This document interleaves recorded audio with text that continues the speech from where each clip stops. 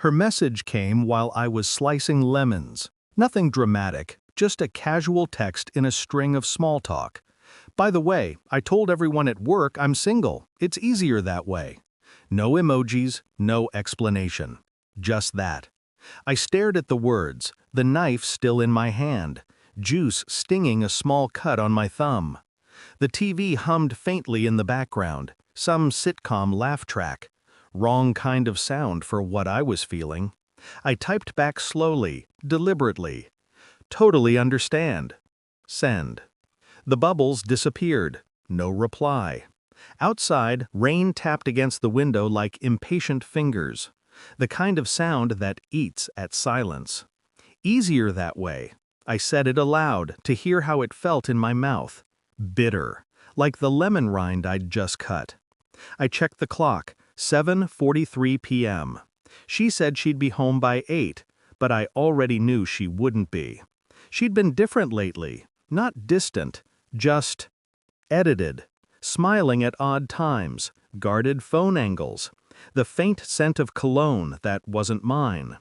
I noticed small things first, the way her voice softened when she said her boss's name, the pause before she answered where she was, the sudden interest in after-hours meetings. It's funny how betrayal never announces itself. It creeps in.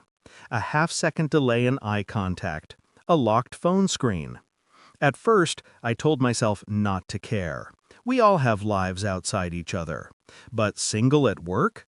That was new. That was a declaration, not convenience.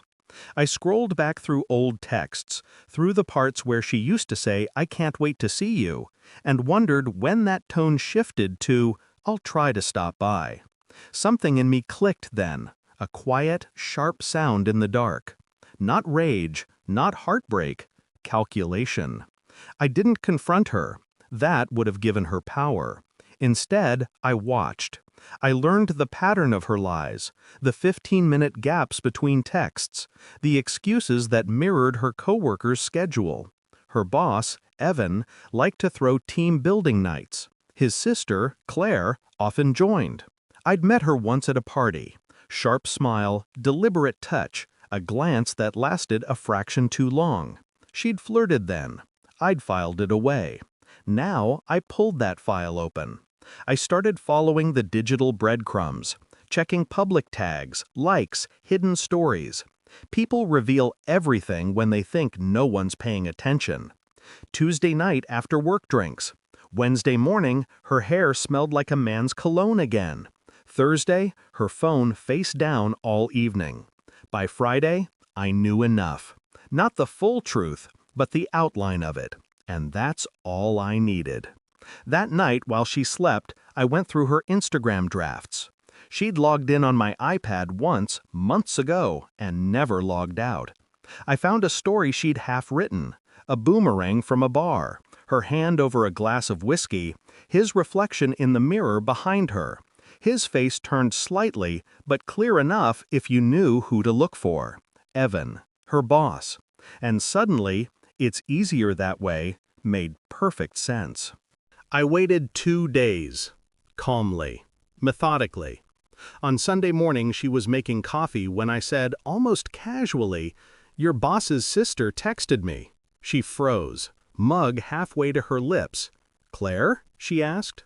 "Yeah, said she wanted to grab a drink sometime." A pause, too long. Then the mask slipped back on. "Oh, she's just like that with everyone." I smiled, small, controlled.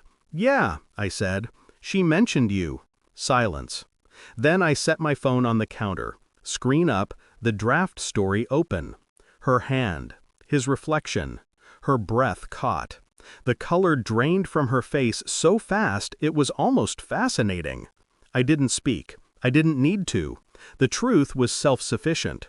When she finally looked at me, her eyes were full of that mix, fear and confusion, like a cornered animal trying to calculate which lie might still work. But there were no lies left.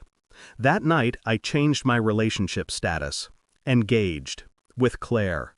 I didn't call her, didn't meet her, didn't even tell her. I just let the algorithm do its job. Her office group chat exploded before morning coffee. Screenshots, questions, reactions. I watched it all unfold from my side of the bed, where she lay beside me pretending to sleep. Her phone vibrated non-stop. The glow of the screen lit her face pale blue. Her breathing changed, short, uneven, trying to stay calm. Then she turned to me, voice breaking through the silence. "What did you do?" I looked at her, really looked, and for the first time, I felt nothing. "I told everyone I'm single," I said softly. "It's easier that way." She covered her mouth. The first sob came out like a gasp. I stood, picked up my jacket, and left before she could speak again. Outside, dawn was breaking, pale and indifferent. The city was waking up. Someone's car alarm went off down the street. A dog barked twice, then stopped. I walked without a destination, just distance.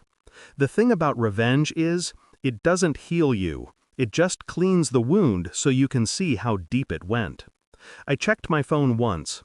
Claire had texted, "Wait, are we really engaged?" I didn't reply. I deleted every thread, every photo, every trace. By the time the sun climbed over the buildings, I was a blank page again.